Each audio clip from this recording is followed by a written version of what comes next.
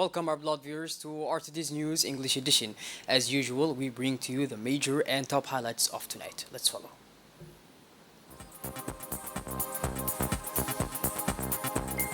The head of state participates in the African Climate Summit held in Kenya. And in our international scene, Nigeria, Lagos integrates its urban train to reduce traffic jams. Those were the major and top highlights. Welcome back to our newsroom, our beloved viewers. The first African Climate Summit opened this morning in Nairobi, Kenya's capital, with the participation of several African head of governments, including the President of the Republic, His Excellency Mr. Ismail Omar Guelleh, heading a large delegation. The aim of the summit was to develop concrete action against global warming on the African continent, which is particularly hard hit by the consequences of climate change, despite the fact that Africa produces only 6% of total CO2 emissions. This summit was a crucial opportunity to strengthen regional and international cooperation on climate issues and to mobilize resources for climate action in Africa. The summit provides an important platform for African leaders and stakeholders to discuss the specific climate-related challenges facing Africa, such as drought, flooding, food security, biodiversity loss, and other environmental impacts. During the three-day summit, participants can exchange knowledge, experiences, and best practices with a view to working together to develop policies and initiatives to combat climate change. Mobilizing financial and technical resources for climate action in Africa was at the heart of the agenda of the African heads of state and governments. In addition, the African Climate Summit provided an opportunity for African countries to present their climate priorities and advocate for increased international support to implement projects and programs aimed at reducing greenhouse gas emissions and building community resilience to climate change. To cope with the consequences of climate change, the Republic of Djibouti has taken the following steps. In terms of acquiring modern climate-related equipment, including the Regional Research Observatory for the Environment and Climate, with a view to using exclusively clean energy by 2030.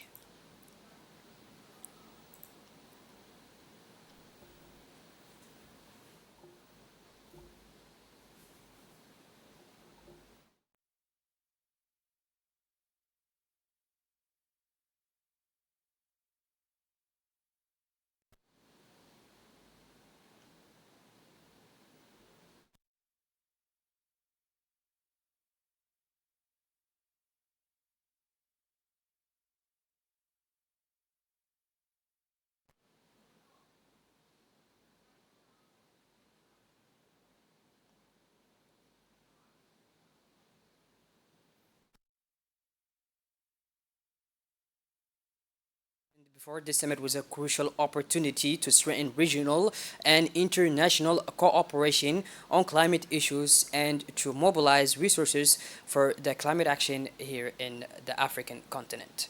The summit provides an important platform for African leaders and stakeholders to discuss the specific climate-related challenges facing Africa, such as drought, flooding, food security, biodiversity loss, and other environmental impacts.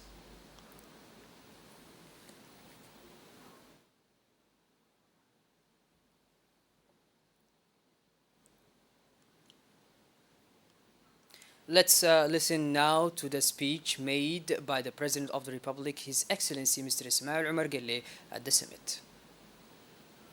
Monsieur le Président, William Ruto, Président de la République du Kenya, Mesdames et Messieurs les chefs d'État et de gouvernement, Monsieur le Secrétaire général des Nations Unies.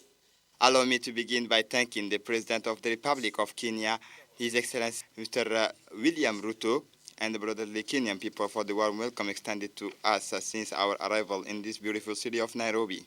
It is a pleasure for me to take part in this forum, which is part of a process of a strategic reflection, dialogue, and exchange with a view to the sustainable development of our continent through the potential offered by the blue economy. The Republic of Djibouti fully subscribed to the Moroni Declaration and to the coordination strategy for a mechanism for coastal countries, which alone cover almost 13 million kilometers square of ocean territory. As my country is a desert country severely impacted by climate change in recent decades, the blue economy has long been a natural choice for us. That's why the primary sector accounts for just 3% of GDP, while the tertiary sectors account for 87% thanks to port, maritime, and logistic activity. Our geostrategic positions also give us a measured advantage in the port sector and international maritime traffic.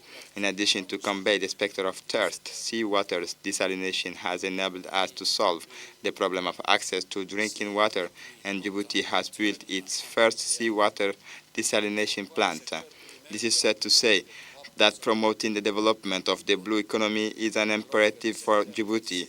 With this in mind, we have drawn up a national strategy for the blue economy for 2023, whose national visions and guiding principles will guide the actions of the government, its partners, and civil society in the maritime and coastal files. The same applies to the IGAD region, which has drawn up a 5-year strategy 2021-2025 and an implementation plan for the blue economy, both aligned with the blue economy strategy for Africa. The visions of IGAD's Blue Economy Strategy is an inclusive and sustainable economy that can make a significant contribution to the transformation of the Horn of Africa. In addition to port and maritime activity, other sectors identified include the fisheries and aquaculture, tourism and maritime safety. In addition, cutting-edge technologies such as renewable energy and telecommunication via undersea cables will give the country access to the new resources. Now let's listen to the second part of His Excellency's speech. Président, les océans transcendent les États, ils nous connectent tous les uns. Mr. Chairman, oceans transcend the states, they connect us all, and we must exploit these links for development and not just enrichment. This is the essence of what it means to develop a blue economy, to create partnerships that enable us to harness our oceans for a paradigm shift in action towards sustainable development. To achieve this, the Blue Economy Strategy must be based on 3 principles: strengthening the economic growth of traditional and emerging maritime activities, safeguarding natural resources and ecosystem services, creating sustainable jobs and preserving livelihoods. We must ensure that our oceans create opportunities for our people. Over 18% of Djibouti's population lives in coastal areas. This is why we believe that the inclusion, ownership, and empowerment of coastal populations are essential elements in the implementation of the blue economy. Before thinking about globally supply chain, we need to ensure local capacity to legislate, regulate, and create opportunities. Mr. Chairman, growing awareness of the benefits of the oceans for our economies and societies, coupled with the growing awareness of multiple threats, including overexploitations of marine resources, marine pollution, climate change, and ocean acidification, is triggering increased momentum for a better systems of protection and sustainable use of marine resources. Preserving and protecting our ocean will guarantee the sustainability of our planet. But this preservation must also be accompanied by action, namely to combat the inequalities and harmful practices that mar the governance of the oceans. Illegal fishing, unlimited and unsustainable commercial fishing, and the illegal dumping of toxic waste are all enormous risks for our planet.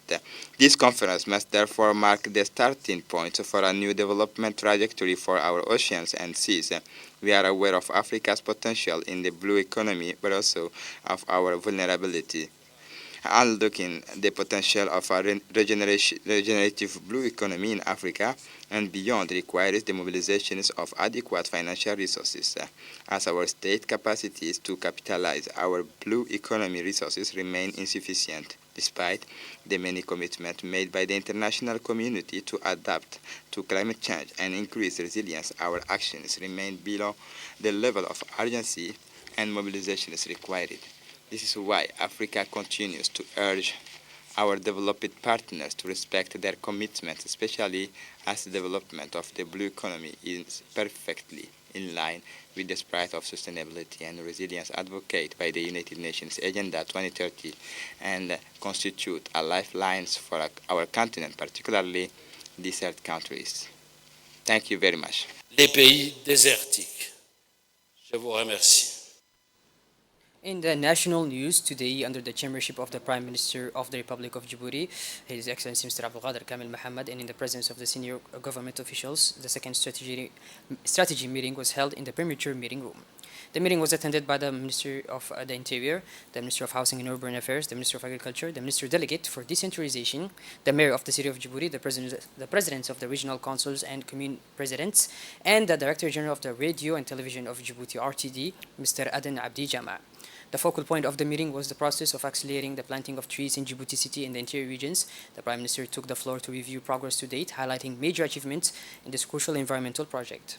The Prime Minister reaffirmed his firm commitment to closely supervising the tree planting project and stressed the importance of this initiative in realizing the Heads of State environmental vision. He reiterated that protecting the environment and promoting sustainability were key priorities for the Djibouti government.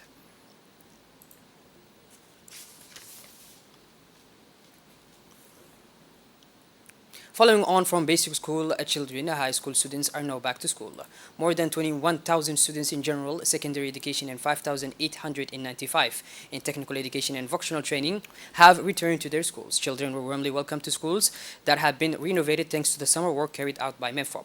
Reunions with friends lit up the classrooms with smiles and laughter.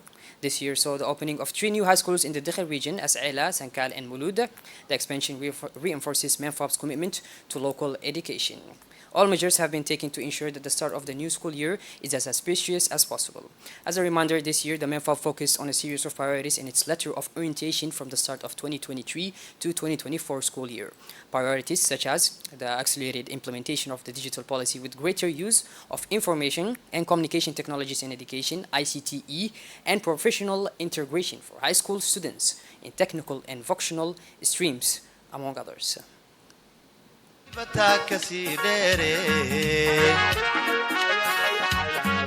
qayrkeed halkuu tegay intiyoy tilmaansatay weliba taa ka sii dheere tan iyo haatan innagoo u wada tugan aanu sacaaba tumane igutuma hirwaday igutuma hirwaday sawtani tacliinteeni tubta toosan qaadeen horow dhigtay tallaabaday qayrkeed halkuu tegay intiyay tilmaansatay weliba taa ka sii dheere qayrkeed halkuu tegay intiyay tilmaansatay weliba taa ka sii dheere tan iyo haatan innagoo u wada tugan aanu sacaaba tumane igutuma hirwaday igutuma hirwaday sawtani tacliinteeni tubta toosan qaadeen horow dhigtay tallaabaday qayrkeed halkuu tegay intiyay tilmaansatay weliba taa ka sii dheere qayrkeed halkuu tegay intiyay tilmaansatay weliba taa ka sii dheere tan iyo haatan innagoo u wada tugan aanu sacaaba tumane igutuma hirwaday igutuma hirwaday sawtani tacliinteeni tubta toosan qaadeen horow dhigtay tallaabaday qayrkeed halkuu tegay intiyay tilmaansatay weliba taa ka sii dheere qayrkeed halkuu tegay intiyoy tilmaansatay weliba taa ka sii dheere Traffic control operations are still underway in the capital in the outskirts of Balbala. All the units of the National Police have been deployed on the various roads to check the various rules relating to the highway code, such as the wearing of seat belts, helmets for two-wheelers, tinted windows, insurance and vintage, but above all, alcohol tests. Indeed, the vast majority of road accidents are caused by driving under the influence of drugs. That's why all national police units are mobilized every evening on the main roads to ensure that everyone is respecting the highway code.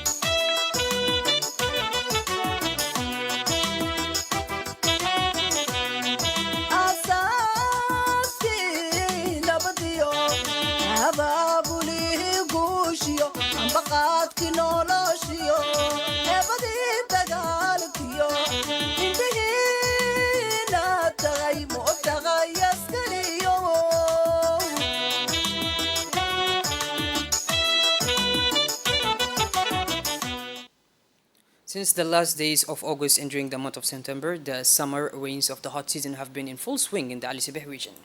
The area not far from the capital of the Ali Sibeh region, the rains are natural downpours. In rural areas, these rains have revitalized the vegetation. The air and atmosphere have been mild thanks to the rains. The bush dwellers who had endured a long period of recurrent drought are delighted with the rain.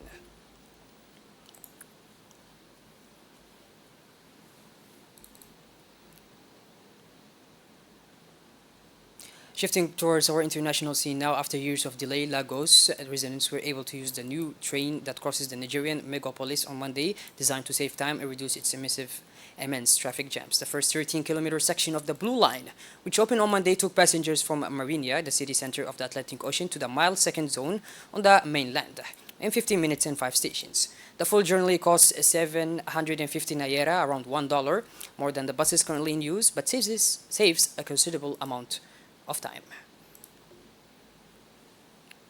From Lagos, Nigeria to the United Kingdom, where over 100 schools are in danger of collapsing due to faculty concrete, parents and children fear a return to online learning. It's a controversy that British government could have done without. On Monday, as thousands of children prepared to go back to schools, almost 150 schools had to close in extremes because of the risk of collapse, the building material in question. Well, by this, our blood viewers, we finally conclude this edition. Thank you for being with us, and make sure to tune in later for more. Have a wonderful evening. Take care.